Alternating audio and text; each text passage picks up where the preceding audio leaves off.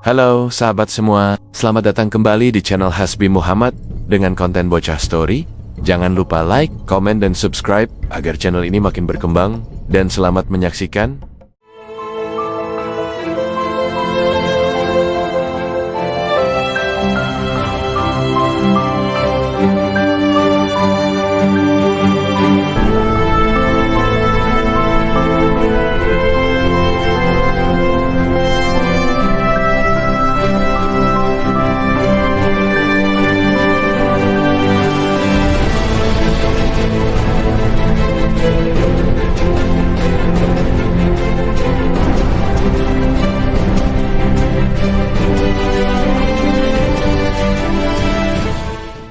Hari ini, kita akan melakukan perjalanan waktu kembali ke salah satu periode paling menarik dalam sejarah Nusantara, yaitu masa Perundagian. Ini adalah zaman di mana manusia purba di Indonesia mulai mengenal dan menguasai teknologi logam, sebuah revolusi besar yang mengubah total cara hidup mereka. Penasaran?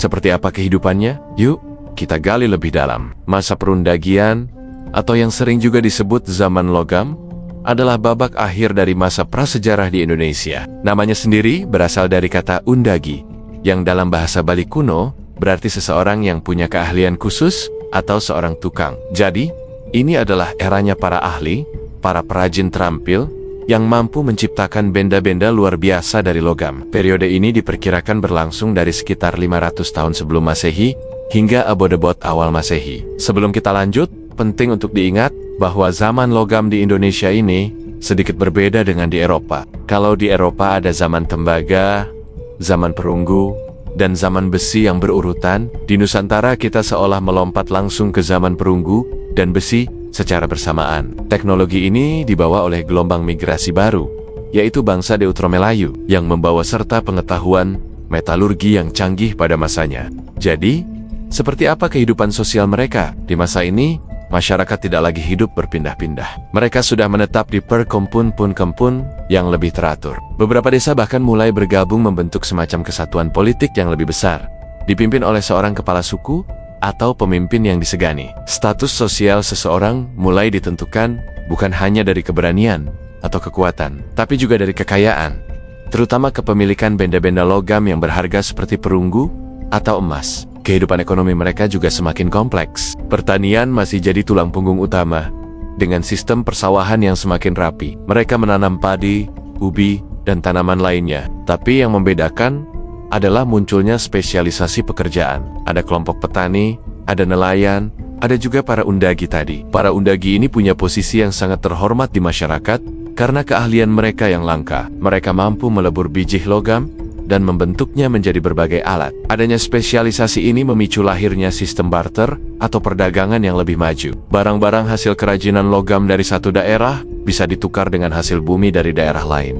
Bahkan, perdagangan antar pulau menjadi semakin marak. Mereka menggunakan perahu bercadik yang lebih besar dan lebih kuat untuk mengarungi lautan, membawa barang dagangan dari satu pulau ke pulau lainnya. Inilah cikal bakal jiwa bahari dan jaringan perdagangan yang kelak menjadi ciri khas karijan-karijan besar di Nusantara. Sekarang, ayo kita bahas bagian yang paling seru, yaitu hasil-hasil kebudayaannya. Para undagi di masa Perundagian ini sangat kreatif. Mereka menciptakan berbagai benda dengan dua teknik utama, bivalve atau cetakan setangkup, dan seer, perdu, atau cetakan lilin. Teknik bivalve menggunakan dua cetakan batu yang bisa dipakai berulang kali. Ini cocok untuk membuat benda-benda yang bentuknya simpel. Sedangkan teknik seer, perdu, lebih rumit. Pertama, mereka membuat model benda dari lilin, lalu dibungkus tanah liat, dipanaskan hingga lilin meleleh keluar, dan barulah logam cair dituangkan ke dalam cetakan tanah liat yang kosong. Teknik ini memungkinkan mereka membuat benda dengan detail yang sangat rumit dan presisi tinggi, meskipun cetakannya hanya bisa sekali pakai. Lalu, apa saja yang mereka buat? Pertama, ada nekara perunggu. Ini adalah semacam genderang raksasa dari perunggu. Siring disebet genderang hujan karena dipercaya bisa digunakan dalam ritual memanggil hujan. Bentuknya seperti dandang terbalik dengan hayazen yang sangat indah. Ada motif geometris, perahu, hewan seperti katak, burung, hingga gambar manusia menari. Nekara terbesar yang pernah ditemukan di Asia Tenggara ada di Indonesia loh, yaitu nekara Pejeng di Bali. Ini menunjukkan betapa tingginya tingkat keahlian mereka. Selanjutnya ada Moko.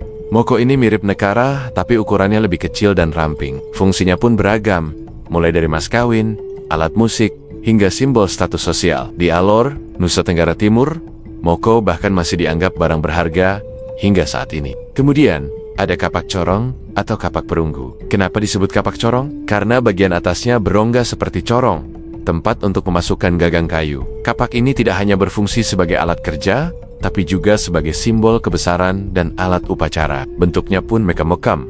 Ada yang besar dan gagah, ada yang kecil. Bahkan ada yang berbentuk seperti kipas dengan hiasan pola spiral yang cantik yang disebut candrasa. Mereka juga membuat berbagai perhiasan. Manusia pada zaman ini sudah sangat sadar akan penampilan. Mereka membuat gelang, kalung, anting-anting, dan cincin dari perunggu. Bahkan ada yang dari emas. Desainnya pun tak kalah indah, menunjukkan selera seni yang tinggi. Selain perunggu, mereka juga mulai mengenal besi. Meskipun benda-benda dari besi yang ditemukan tidak sebanyak perunggu, karena besi lebih mudah berkarat. Penemuan seperti mata panah, mata tombak, dan pedang dari besi menunjukkan bahwa teknologi pengolahan besi juga sudah mereka kuasai. Alat-alat dari besi ini tentunya jauh lebih kuat dan efektif untuk berburu, bertani, atau sebagai senjata. Bagaimana dengan sistem kepercayaannya? Di masa perundagian, kepercayaan animisme dan dinamisme masih sangat kental. Mereka percaya bahwa roh nenek moyang memiliki kekuatan dan bisa mempengaruhi kehidupan mereka. Oleh karena itu, upacara pemujaan roh menjadi sangat penting. Nah, benda-benda logam seperti Nekara tadi seringkali menjadi media utama dalam upacara-upacara tersebut. Pemujaan ini juga terlihat dari cara mereka memperlakukan jenazah. Mereka mulai mengenal sistem penguburan yang lebih kompleks. Ada yang dikubur langsung di dalam tanah, ada juga yang menggunakan wadah seperti tempayan atau sarkofagus. Sarkofagus adalah peti mati yang terbuat dari batu besar yang diberi tutup. Bentuknya unik, seringkali menyerupai lesung atau perahu, mungkin sebagai simbol perjalanan roh ke alam baka. Di beberapa sarkofagus, bahkan ditemukan bekal kubur berupa perhiasan atau alat-alat paruh yang dimaksudkan untuk menemani arwah di kehidupan selanjutnya. Selain itu, tradisi megalitikum atau pembuatan bangunan dari batu-batu besar ternyata tidak berhenti, malah berlanjut dan berpadu dengan kebudayaan logam. Mereka masih membuat menhir, dolmen, dan punden berundak. Tapi kini seringkali dihubungkan dengan apukara-apakara yang menggunakan benda-benda perunggu. Jadi, bisa kita lihat, masa perundagian adalah periode transisi yang luar biasa penting. Ini adalah masa di mana masyarakat Nusantara mengalami loncatan teknologi, struktur sosial yang lebih kompleks, jaringan ekonomi yang lebih luas, dan ekspresi seni yang mencapai puncaknya. Keahlian para undagi tidak hanya menghasilkan alat-alat yang fungsional, tapi juga karya seni bernilai tinggi yang menjadi jendela bagi kita untuk memahami alam pikiran dan kepercayaan mereka. Fondasi yang diletakkan pada masa inilah